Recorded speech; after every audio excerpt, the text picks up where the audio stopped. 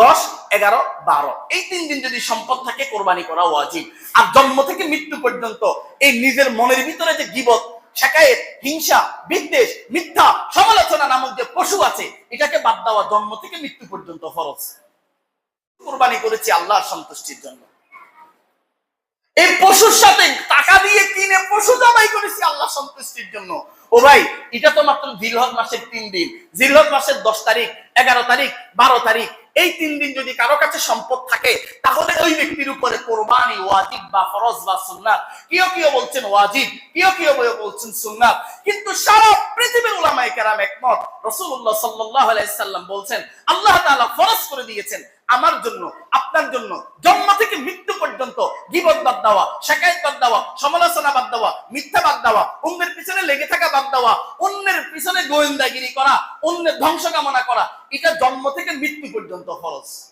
ও ভাই, আসেন না সাহাবায়ে কেরাম রাদিয়াল্লাহু আনহুমদের মতো, সাহাবায়ে কেরাম রাদিয়াল্লাহু আনহুমদের মতো নিজেদের জীবনগুলোকে সাজিয়ে ফেলি। রাসূলুল্লাহ সাল্লাল্লাহু আলাইহি ওয়াসাল্লাম থেকে হাদিস, সুনানি আবি দাউদ 4903 নম্বর হাদিস। রাসূল সাল্লাল্লাহু আলাইহি সাল্লাম বলছেন, যদি কোনো ব্যক্তি কাউকে হিংসা করে, কেউ যদি কারো পিছনে লেগে থাকে, কেউ যদি কারো অকল্যাণ কামনা করে, কেউ যদি কারো ধ্বংস কামনা করে, রাসূল সাল্লাল্লাহু আলাইহি সাল্লাম বলছেন, যেই ব্যক্তি করবে, ও যে নেক আমল করছে, ওই নেক আমলগুলো আগুন যেমন লাকড়িকে ধ্বংস করে দেয়, ওই হিংসা ফাসাদ তার নেক আমলকে ধ্বংস করে দেবে।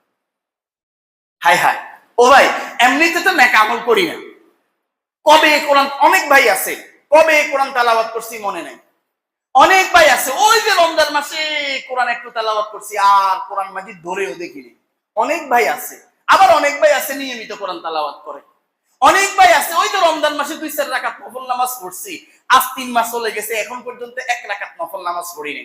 আবার অনেক ভাই আছে শুধু 5 ওয়াক্ত সালাত আদায় করি। আবার অনেকে আছে 5 ওয়াক্ত নামাজও পড়ি না, শুধু শুক্রবারে এসে কোন রকম সবার শেষে আসবো, 2 রাকাত পড়বো, সকলের আগে চলে যাব, কারণ মসজিদে আসলে বেশি গরম লাগে আমাদের কাছে। আল্লাহু আকবার। তারপরে এই আমলটা যে করলাম, কতটুকু কবুল হয়েছে, কতটুকু কবুল হয় না, এটা তো আর জানি না। এই যে কবুলিয়াত আমল, রাসূল সাল্লাল্লাহু আলাইহি সাল্লাম বলছেন, সুনানি আবি দাউদ 4903 নম্বর হাদিস। রাসূলুল্লাহ সাল্লাম বলছেন, যার এই কবুলিয়াত আমল থেকে আল্লাহ তাআলা ধ্বংস করে দিবে যারা অন্যকে হিংসা করে। রাসূলুল্লাহ সাল্লাম বলছেন, ফা ইন্নাল হাসাদা ইয়াকুলুল হাসানাতি কামা তাকুলুন নারুল হাতাব, কামা তাকুলুন নারুল হাতাব। রাসূল সাল্লাল্লাহু আলাইহি সাল্লাম বলছেন, আগুন যেমন কাঠকে পুড়িয়ে ফেলে, তুমি যদি হিংসা করো, ফাসাদ করো, গীবত করো, সমালোচনা করো, অন্যের পিছনে লেগে থাকো, এইভাবে গোয়েন্দাগিরি করো, অন্যের ধ্বংস কামনা করো, তাহলে তোমার নেক আমলগুলো আগুন যেমন কাঠকে পুড়িয়ে ফেলে, তোমার নেক আমল এভাবে ধ্বংস হয়ে যাবে, এভাবে পুড়িয়ে ফেলবে। প্রিয় ভাই আমার, আমার আলোচনার মূল থিম হচ্ছে, আমার আলোচনার মূল বোঝানো অংশ হচ্ছে, সারাংশ হচ্ছে, আমরা পশু কোরবানি করেছি আল্লাহর সন্তুষ্টির জন্য। আসেন না পশু কোরবানির সাথে সাথে নিজেদের মনের ভিতরের গীবত, শিকায়েত, হিংসা, বিদ্বেষ, সমালোচনা, অন্যের অকল্যাণ কামনা করা, অন্যের ক্ষতি কামনা করা নামক যে পশু আছে, এই পশুগুলোকেই ধ্বংস করে দিই। প্রত্যেকে নিজের। আপনি মনে করবেন আল্লাহ তাআলা আমাকে বলছে, অন্যকে নয়। আমার আপনার সবথেকে বড় সমস্যা হচ্ছে, আমি অন্যের দোষ দেখি, আপনি অন্যের দোষ দেখেন, নিজের দোষ আমিও দেখি না, আপনিও দেখেন না। না ভাই, সাহাবায়ে কেরাম প্রত্যেকে নিজের দোষ দেখতেন। সাহাবায়ে কেরাম প্রত্যেকে নিজের দোষ দেখতেন, অন্যের দোষ দেখতেন না। এজন্য আসেন না সাহাবায়ে কেরাম রাদিয়াল্লাহু আনহুমদের মতো নিজের জীবনকে সোনালী জীবন করি, সাহাবায়ে কেরামদের মতো জীবন গড়ি। যেভাবে পশু কোরবানি করেছি, সেইভাবে নিজের মনের হিংসাগুলোকে কোরবানি করে ফেলি, গীবত শিকায়েতকে কোরবানি করে ফেলি। কোরবানি তো মাত্র 3 দিন ফরজ বা ওয়াজিব বা সুন্নাত। জিলহজ মাসের 10, 11, 12 এই 3 দিন যদি সম্পদ থাকে, কোরবানি হচ্ছে ওয়াজিব বা সুন্নাত। কিন্তু গীবত শিকায়েত, হিংসা, বিদ্বেষ, অন্যের কল্যাণ কামনা, এসব কিছু ধ্বংস করা জন্ম থেকে মৃত্যু পর্যন্ত ফরজ। আল্লাহ তাআলা আমাকে সহ আপনাদের সকলকে সাহাবায়ে কেরামের মতো জীবনগুলোকে সাজানোর জন্য তৌফিক দান করুক। আল্লাহুম্মা আমিন। আরে জোরে বলি আল্লাহুম্মা আমিন। আল্লাহ সুবহানাহু ওয়া তাআলা পবিত্র কোরআনুল কারীমের সূরাতুল হুজুরাত 12 নম্বর আয়াত, 26 নম্বর পারা, 16 নম্বর পৃষ্ঠায় আল্লাহ তাআলা বলছেন, ইজতানিবু কাসীরাম মিনাজ যান ইয়া আইয়ুহাল্লাযীনা আমানু ইজতানিবু কাসীরাম মিনাজ যান إن بعض الظن إثم ولا تجسسوا ولا يغتب بعضكم بعضا আল্লাহ তাআলা বলছেন, হে ঈমানদারেরা, ইজতানিবু কাসীরাম মিনাজ যন, তুমি মিথ্যা ধারণা থেকে তুমি মুক্ত থাকো। অন্যকে ধারণা করা, অন্যের পিছনে লেগে থাকা, অন্যের পিছনে গোয়েন্দাগিরি করা, অন্যের ক্ষতি কামনা করা, অন্যের ধ্বংস কামনা করা, অন্যের সমালোচনা করা, অন্যের থেকে অন্যকে কিভাবে নিচু করা যায়, সকল কিছু থেকে ইজতানিবু, তুমি দূরে থাকো। আল্লাহ তাআলা বলছেন, ইমানদারদেরকে বলছেন ইয়া আইয়ুহাল্লাযীনা আমানু, হে ইমানদারেরা, ইজতানিবু কাসীরাম মিনাজ যন, ইজতানিবু, দূরে থাকো। আল্লাহ তাআলা জমার সিগা ব্যবহার করছেন, নির্দেশ দিয়েছেন দূরে থাকো। কাসীরাম মিনাজ যন, অন্য কোন মুমিন ভাইকে ধারণা করবা না, অন্য কোন মুমিন ভাইয়ের পিছনে লেগে থাকবা না, অন্য কোন মুমিন ভাইয়ের ক্ষতি কামনা করবা না, অন্য কোন মুমিন ভাইয়ের পিছনে মিথ্যা কোন তহমত দিবা না, অন্য কোন মুমিন ভাইয়ের গীবত শিকায়াত করবা না, অন্য কোন মুমিন ভাইয়ের সমালোচনা করবা না। সকলকে বলছে, এখানে শুধুমাত্র অন্যকে বলে নাই, আমাকেও বলছে, আপনাকেও বলছে, সকল ইমানদারদেরকে বলছে। যদি আমি মনে হয় আল্লাহ তাআলা আমাকে বলে নাই, না, এমনটার কোনো সুযোগ নাই। আল্লাহ তাআলা মনে আমার দলের লোককে বলে নাই, না, এমনটার কোনো সুযোগ নাই। আল্লাহ তাআলা মনে আমার পরিবারকে বলে নাই, না, এমনটার কোনো সুযোগ নাই। আল্লাহ তাআলা মনে হয় আমার পড়োশীকে, আমার মহল্লাকে বলে নাই, না, এমনটার কোনো সুযোগ নাই। সকলকে বলছেন আল্লাহ তাআলা।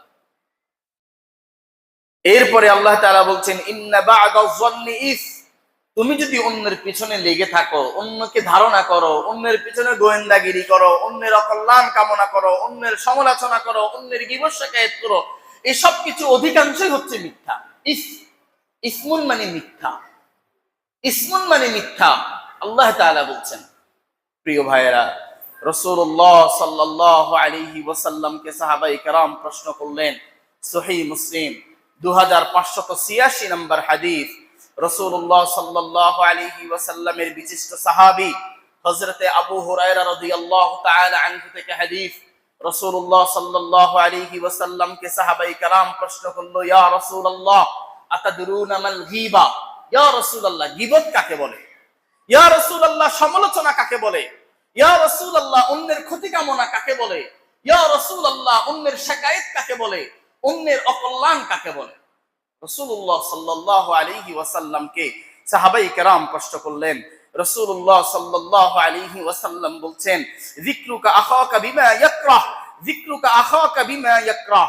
রাসূলুল্লাহ সাল্লাল্লাহু আলাইহি সাল্লাম বলছেন, তোমার বিরুদ্ধে যদি কেউ কোনো একটা কথা বলে, ওই কথা তোমার কানে আসার পরে তোমার কাছে যেরকম খারাপ লাগে, এইরকম অন্য কোনো ভাইয়ের ব্যাপারে তার অনুপস্থিতিতে কথা বলা, এটাই হচ্ছে সমালোচনা, এটাই হচ্ছে গীবত, এটাই হচ্ছে অন্যের অকল্যাণ কামনা করা, এটাই হচ্ছে অন্যের ধ্বংস কামনা করা।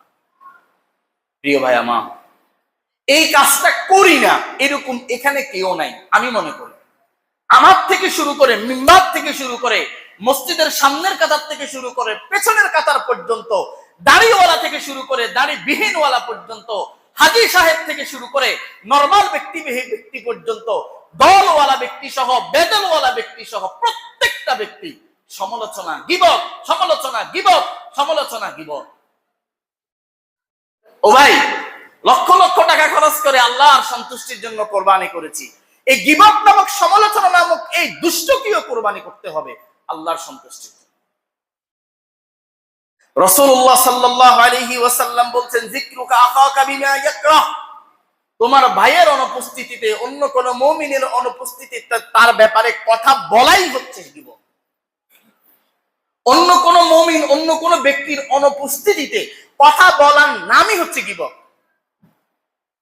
প্রিয় ভাইয়েরা আমার, তাহলে অন্যের অনুপস্থিতিতে কথা বলা যাবে না? যাবে। কোন ব্যক্তির অনুপস্থিতিতে শুধু তার প্রশংসা করা যাবে, আর কিচ্ছু করা যাবে না। কোন ব্যক্তির অনুপস্থিতিতে শুধু তার প্রশংসা করা যাবে, কোন ব্যক্তির অনুপস্থিতিতে প্রশংসা ছাড়া কোনো কিছু করা যাবে না। আমরা করি উল্টা, আমরা সামনে প্রশংসা করি। আল্লাহু আকবার, সামনে কত প্রশংসা, সামনে কত ভালো, সামনে কত, যেটাকে আমরা আমাদের আঞ্চলিক ভাষা বলে ফান দেওয়া, হাওয়া দেওয়া। সামনে আল্লাহু আকবার, কিন্তু পিছনে এত বেশি সমালোচনা, এত বেশি গীবত না। রাসূল সাল্লাল্লাহু আলাইহি সাল্লাম বলছেন, যদি কোনো ব্যক্তি সামনে সমালোচনা করে, জমিন থেকে এক মুষ্টি মাটি নাও, যে ব্যক্তি প্রশংসা করতেছে তার চেহারার মধ্যে মেরে দাও। এটা হচ্ছে হাদিস, সুন্নাহ। সামনে প্রশংসা করা নিষেধ, প্রশংসা হবে পিছনে। প্রশংসা হবে কোথায়? পিছনে। আর সামনে হবে যদি কোনো ব্যক্তির কোনো ত্রুটি থাকে, যদি কোনো ব্যক্তির কোনো দোষ থাকে, তার সামনে ভাই আপনার মধ্যেই দোষ আছে। আবার সবাই সামনে না, পার্সোনাল ভাবে আলাদা। সবাই সামনে বলে আবার লজ্জাবোধ করবে। আলাদা ভাবে ভাই আপনার মধ্যেই দোষ আছে, এটা শুধরাতে হবে। আপনার মধ্যে ঝামেলা আছে, এটাকে শুধরাতে হবে। আপনার মধ্যে এই সমস্যা আছে, এটাকে সংশোধন করতে হবে। আমরা সামনে করি প্রশংসা, পেছনে করি সমালোচনা। না, এটা হাদিসের শিক্ষা নয়। রাসূলুল্লাহ সাল্লাল্লাহু আলাইহি ওয়াসাল্লাম বলছেন, সাহাবায়ে কেরাম এরপরে প্রশ্ন করলেন, ইয়া রাসূলুল্লাহ, যদি আমি যে আমার ভাইয়ের পিছনে আলোচনা করতেছি, কথা বলতেছি, প্রকৃতপক্ষে যদি ওই ভাইয়ের মধ্যে এই দোষ থাকে, তাহলে? রাসূলুল্লাহ সাল্লাল্লাহু আলাইহি ওয়াসাল্লাম বলছেন, ইন কানা লাহু ফীহি মা তাকুলু ফাকাদ ইগতা। রাসূল সাল্লাল্লাহু আলাইহি সাল্লাম বলছেন, তোমার ভাইয়ের অনুপস্থিতিতে তুমি যে কথা বলবা, সেটা থাকলেই হচ্ছে গীবত। আর যদি তোমার ভাইয়ের মধ্যে এই দোষটা নাই, তুমি তার পেছনে সমালোচনা করতেছো, এটা হচ্ছে তার নামে বহতান, মিথ্যা অপবাদ। তার মানে পিছনে কারো কোনো কথা বলা যাবে না। রাসূলুল্লাহ সাল্লাল্লাহু আলাইহি ওয়াসাল্লাম থেকে হাদিস শুনেন, সুনানি আবি দাউদ 4878 নম্বর হাদিস, হযরত আনাস রাদিয়াল্লাহু তাআলা আনহু হাদিস বর্ণনা করছেন, রাসূলুল্লাহ সাল্লাল্লাহু আলাইহি ওয়াসাল্লাম মিরাজে গিয়েছেন। মিরাজে রাসূল সাল্লাল্লাহু আলাইহি সাল্লাম মিরাজে গিয়েছেন। মিরাজে যাওয়ার পরে রাসূলুল্লাহ সাল্লাল্লাহু আলাইহি সাল্লাম বলছেন, আসফারুন মিন নুহাসিন ইয়াখমিশুনা উজুহাহুম ওয়া সুদুরাহুম, ইয়াখমিশুনা উজুহাহুম ওয়া সুদুরাহুম। একজন ব্যক্তিকে জাহান্নামে রাসূল সাল্লাল্লাহু আলাইহি সাল্লাম দেখলেন, তার নখগুলো অনেক বড় বড়, ওই নখগুলো দিয়ে সে তার মুখের মাংসগুলোকে চিমড়িয়ে নিচ্ছে, তার মুখের মাংসগুলোকে খাবড়িয়ে নিচ্ছে, চিমড়িয়ে নিচ্ছে। আবার তার এই নখগুলো দিয়ে তার বুকের মাংসগুলো, বুকের পশমগুলো, বুকের অংশগুলো সে শুধুমাত্র সে ছিঁড়ছে, ছিঁড়ছে, ছিঁড়ছে। রাসূল সাল্লাল্লাহু আলাইহি সাল্লাম বললেন, ফাকুলতু মান হাউলাই ইয়া জিবরাইল। জিবরাইল, এরা কারা যারা নখ দিয়ে নিজের মুখকে এভাবে নষ্ট করতেছে, যারা নখ দিয়ে নিজের বুককে এভাবে নষ্ট করতেছে, এরা কারা? তখন জিবরাইল বললেন, ইয়া রাসূলুল্লাহ, ইয়াকুলুনা লুহুমান নাসি ওয়া ইয়াকতাউনা ফি আরাদিহিম। ইয়া রাসূলুল্লাহ, এরা হচ্ছে ওই সকল আপনার উম্মতেরা যারা মানুষের পিছনে পিছনে সমালোচনা করত, মানুষের পিছনে পিছনে দুষ্টুটি তালাশ করত, মানুষের পিছনে পিছনে মিথ্যা কথা বলতো, মানুষের দুষ্টুটি তালাশ করত, মানুষের ক্ষতি কামনা করত, মানুষের অকল্যাণ কামনা করত, অন্যকে ধ্বংস করার জন্য পায়তারা করত। ওই সকল ব্যক্তিদেরকে আজকে আল্লাহ তাআলা এই শাস্তি দিয়েছেন, নিজের নখ দিয়ে ইয়াখমিশুনা উজুহাহুম ওয়া সুদুরাহুম, নিজের মুখটাকে ছিঁড়ে ফেলতেছে, নিজের বুককে ছিঁড়ে ফেলতেছে। মানে আমরা যারা অন্যের সমালোচনা করি, আমরা যারা অন্যের দোষ ত্রুটি তালাশ করি, আমরা যারা নিজেকে পুরো পবিত্র, শুধু নিজে ফেরেশতা, আমার কোনো দোষ নাই, প্রত্যেকেই, আমি আপনি প্রত্যেকে মনে করি আমার কোনো দোষ নাই, দোষ হচ্ছে ওর, আমার কোনো দোষ নাই, দোষ হচ্ছে আরেকজনের। এই মানসিকতা যারা আমরা পোষণ করি, রাসূল সাল্লাল্লাহু আলাইহি সাল্লাম সুনানি আবি দাউদের হাদিস 4878 নম্বর হাদিস, হযরত আনাস বলছেন, রাসূল সাল্লাল্লাহু আলাইহি সাল্লাম মিরাজে গিয়ে দেখেছেন, যারা শুধু অন্যের দোষ ধরে, যারা শুধু অন্যের পিছনে মিথ্যা কথা বলে, অন্যের ধ্বংস কামনা করে, অন্যের অকল্যাণ কামনা করে, অন্যের সমালোচনা করে, অন্যের গীবত শিকায়েত করে, ওই ব্যক্তিরা আল্লাহ তাআলা ওই ব্যক্তিদেরকে এই শাস্তি দিবেন, নখগুলো বড় বড় থাকবে, নিজের চেহারাকে খামচে দিবে, নিজের বুককে খামচে খামচে গোশতগুলো আলাদা করে ফেলবে। নাউযুবিল্লাহ, মাআযাল্লাহ। ও ভাই আসেন না, আমি আপনি প্রত্যেকেই, অন্য না, আমি আপনি প্রত্যেকে নিজে নিজে সংশোধন হয়ে যায় আল্লাহর ভয়ে। লক্ষ লক্ষ টাকা খরচ করে কোরবানি করেছি আল্লাহর সন্তুষ্টির জন্য, পশু কোরবানি করেছি আল্লাহর সন্তুষ্টির জন্য, নিজের মনের পশুগুলোকে আবার কোরবানি করে দিই। নিজের পশুর মনের ভিতরে যে হিংসা আছে, বিদ্বেষ আছে, ফাসাদ আছে, মিথ্যা আছে, সমালোচনা আছে, গীবত আছে, শিকায়েত আছে, এগুলো আজকে থেকে, এখন থেকে বাদ দিয়ে দিই, এই মসজিদ থেকে বাদ দিয়ে দিই, আর কারো সমালোচনা করব না। প্রত্যেকে শুধু নিজের দোষ ধরবো, আমার কি দোষ আছে, আমার কি দোষ আছে, আমার কি দোষ আছে। প্রিয় ভাইরা, সুনান তিরমিজি 2032 নম্বর হাদিস, রাসূল সাল্লাল্লাহু আলাইহি ওয়াসাল্লাম বলছেন, রাসূল সাল্লাল্লাহু আলাইহি ওয়াসাল্লাম বলছেন, ইয়া মা'শারা মান আমানা বিলিসানিহি ওয়া লাম ইয়াদখুলিল ঈমান কলবে। রাসূল সাল্লাল্লাহু আলাইহি সাল্লাম বলছেন, যে ব্যক্তি অন্যের সমালোচনা করে, যে ব্যক্তি অন্যের দোষ খোঁজে, যে ব্যক্তি অন্যের অকল্যাণ কামনা করে, যে ব্যক্তি অন্যের গীবত শিকায়াত করে, তার অন্তরের মধ্যে ঈমান পৌঁছায় না, সে পরিপূর্ণ ঈমানদার নয়। রাসূল সাল্লাল্লাহু আলাইহি সাল্লাম বলছেন, সুনান তিরমিজি 2032 নম্বর হাদিস, রাসূল সাল্লাল্লাহু আলাইহি সাল্লাম এরপরে বলছেন, আল্লাহু আকবার, লা তাগতাবুল মুসলিমিনা ওয়া লা তাতবিউল আ'রাদিহিম। রাসূল সাল্লাল্লাহু আলাইহি সাল্লাম বলছেন, হে ঈমানদাররা, তোমরা তুমি যদি নিজেকে ঈমানদার মনে করো, তুমি যদি নিজেকে মুমিন দাবি করো, তাহলে অন্যের দোষ খুঁজিও না। রাসূল সাল্লাল্লাহু আলাইহি সাল্লাম বলছেন, তাহলে অন্যের দোষ তালাশ করিও না, অন্যের গীবত শিকায়াত করিও না, অন্যের পিছনে সমালোচনা করিও না। সুনান তিরমিজি 2032 নম্বর হাদিস, রাসূলুল্লাহ সাল্লাল্লাহু আলাইহি ওয়াসাল্লাম বলছেন, রাসূলুল্লাহ সাল্লাল্লাহু আলাইহি ওয়াসাল্লাম বলছেন, সুনান তিরমিজি 2411 নম্বর হাদিস, রাসূলুল্লাহ সাল্লাল্লাহু আলাইহি সাল্লাম বলছেন, যে ব্যক্তি অন্যের গীবত শিকায়াত করে, যে ব্যক্তি অন্যের সমালোচনা করে, যে ব্যক্তি অন্যের দুষ্টুটি কামনা করে, যে ব্যক্তি অন্যের পিছনে লেগে থাকে, ওই ব্যক্তির মন হয় পাথরের মতো কঠিন, পাথরের মতো কঠিন, তার হৃদয় হয় কঠিন, তার মন হয় কঠিন।